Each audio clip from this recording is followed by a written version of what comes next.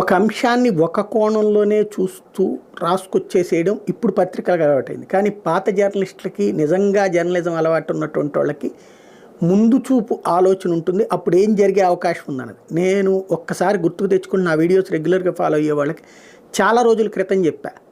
ఆంధ్ర నాయకులకు హైదరాబాద్ వదులుకోవడం ఇష్టం ఉండదు. రాజధానిని ఎప్పటికప్పుడు వివాదం చేస్తున్నది అదే. చంద్రబాబు నాయుడు అయినా అదే కారణం, జగన్మోహన్ రెడ్డి అయినా అదే కారణం అన్నటువంటి విషయాన్ని ఒకసారి గుర్తుకు తెచ్చుకుంటే చాలా రోజుల క్రితమే చెప్తూ వచ్చాను.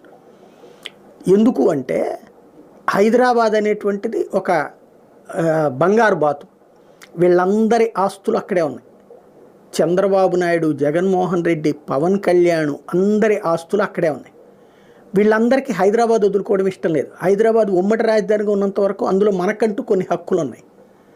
ఉమ్మడి రాజధాని కాకపోతే హక్కు ఏముండదు. మనం కూడా వన్ ఆఫ్ ద అక్కడ ఉండేటటువంటి